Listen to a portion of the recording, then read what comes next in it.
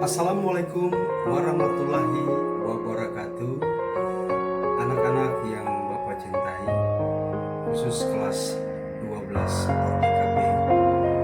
Di kelas 12 ini Bapak akan belajar kalian mata pelajaran otomatisasi tata kelola kepegawaian. Kalau di kelas 11 kalian sudah belajar tentang administrasi perkantoran, administrasi kepegawaian. Di kelas 12 ini, materi pembelajaran kita yang pertama adalah penghargaan pegawai. Kalau kita bicara tentang penghargaan pegawai, sudah pasti kalian sudah bisa mengetahui dan memahami sedikit tentang penghargaan pegawai. Penghargaan itu adalah sebuah atau suatu tanda yang diberikan oleh perusahaan maupun instansi. Ada beberapa ahli mengatakan tentang penghargaan. Di antaranya adalah Tohadi. Dia menyampaikan bahwa penghargaan itu sebagai ganjaran yang diberikan untuk memotivasi para karyawan agar produktivitasnya tinggi. Arti yang disampaikan oleh Tohadi tadi sudah pasti bahwa karyawan bisa mendapatkan penghargaan.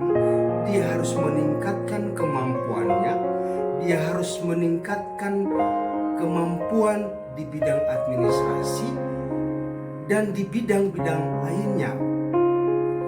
Produktivitas yang dimaksudkan oleh Tohadi adalah bahwa karyawan tadi ketika dia bekerja di sebuah perusahaan dengan loyalitas yang tinggi, dengan kemampuannya yang luar biasa, maka sudah pasti perusahaan akan mengalami peningkatan ekspor maupun impor pendapatan dalam perusahaan tersebut.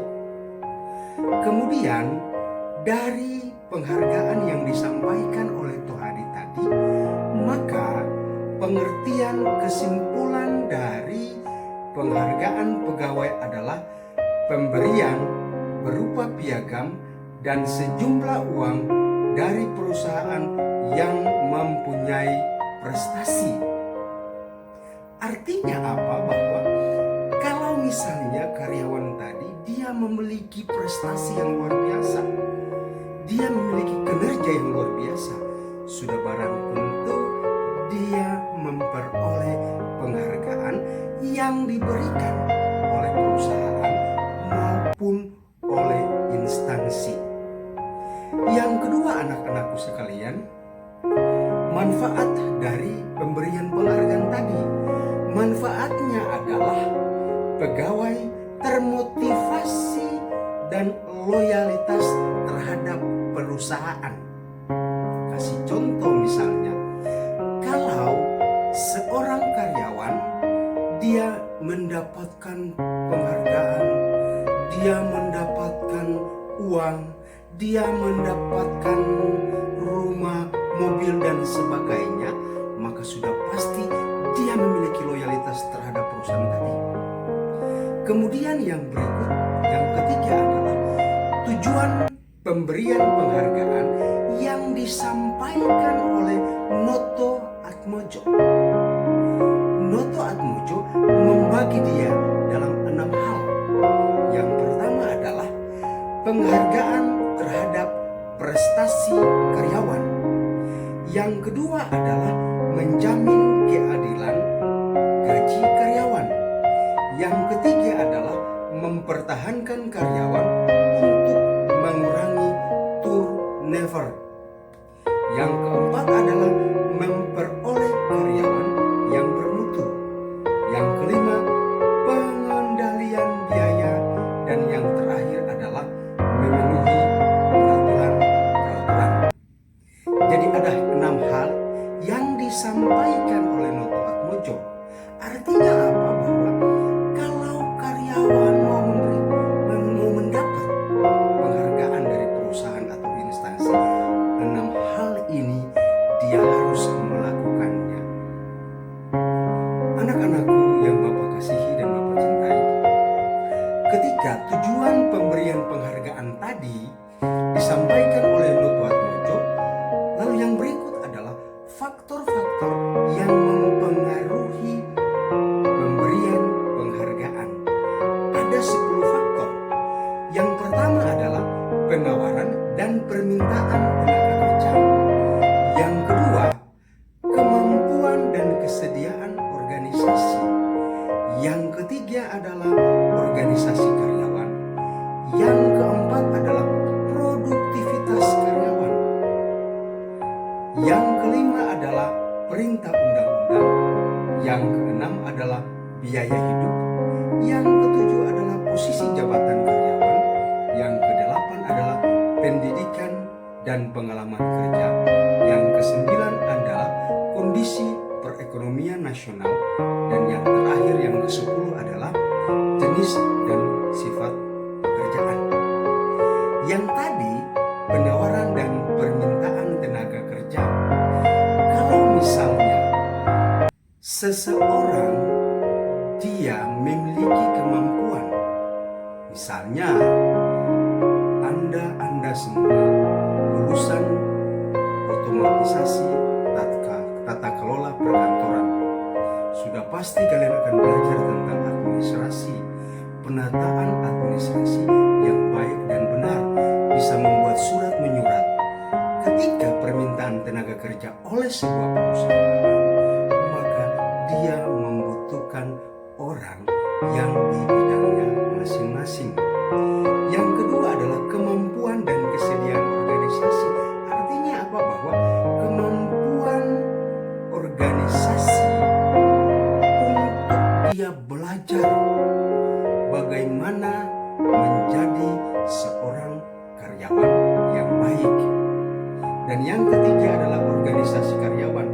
Pasti bahwa di perusahaan harus terlibat bersama dengan organisasi yang ada di tempat pekerjaan tersebut. Sehingga apa? Sehingga ketika seseorang bekerja di perusahaan itu bisa dilihat kemampuan dan kinerja yang dia tampilkan. Yang berikut adalah produktivitas kerja karyawan. Yang dimaksud dengan produktivitas di sini adalah kemampuannya bekerja untuk meningkatkan produktivitas produksi perusahaan. Kalau perusahaan mengalami peningkatan produktivitas, sudah pasti dia akan diberikan penghargaan oleh perusahaan tadi. Yang berikut adalah perintah dengan undang-undang dan kepres. Kalau misalnya tentang undang-undang dan kepres ini sudah diatur bahwa kalau seseorang mendapatkan penghargaan, itu hal wajib diberikan oleh perusahaan karena kinerjanya tadi. Lalu yang keenam adalah biaya hidup. Kalau misalnya orang yang bekerja dengan baik melakukan negosiasi dengan perusahaan-perusahaan yang lain untuk mendapatkan keuntungan demi perusahaan tadi, sudah pasti dia mendapatkan biaya hidup untuk masa depan keluarga dan pribadinya. Kemudian yang ketujuh adalah posisi jabatan karyawan. Ini pun ditawarkan selain tadi pemberian penghargaan berupa uang, piagam, tetapi juga diberikan jabatan oleh perusahaan untuk menaikkan kemampuan dia, kinerja dia, sehingga apa? Dia ditempatkan di posisi-posisi yang strategis oleh perusahaan tadi. Yang kedelapan adalah pendidikan dan pengalaman kerja. Artinya tadi Bapak sudah singgung menyangkut dengan pendidikan. Kalau misalnya seseorang yang tadi Bapak bilang sudah menguasai administrasi perkantoran, sudah barang tentu dia harus ditempatkan di bagian administrasi. Lalu yang berikut juga adalah pendidikan. Kalau dia lulusan SMK berasal dari administrasi perkantoran, sudah pasti dia harus ditempatkan di bagian administrasi.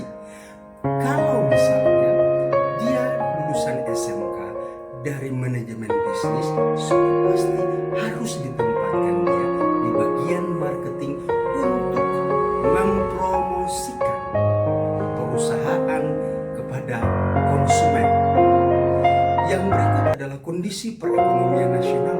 Kalau kita bicara tentang kondisi perekonomian nasional, terjadi pun oleh sebuah perusahaan. Kalau misalnya di negara, perekonomian suatu negara mandek, tidak maju-maju, maka persuah imbasnya kepada perusahaan tadi. Akhirnya apa? Terjadinya yang namanya resent atau turnover tadi. Kemudian yang terakhir adalah jenis dan sifat pekerjaan. Pasti kalian membayangkan jenis dan sifat pekerjaan tadi, bahwa jenisnya apa? Apa yang harus dia kerjakan? Di posisi mana ia harus kerjakan? Dan pekerjaan apa yang ia harus lakukan sesuai dengan kemampuan yang dimiliki olehnya. Itu saja materi pembelajaran kita hari ini. Semoga bermanfaat buat kalian semua. Setelah ini kalian nyimak video sampai selesai. Ada soal-soal yang akan kalian jawab, kemudian dikerjakan di kertas, difoto, lalu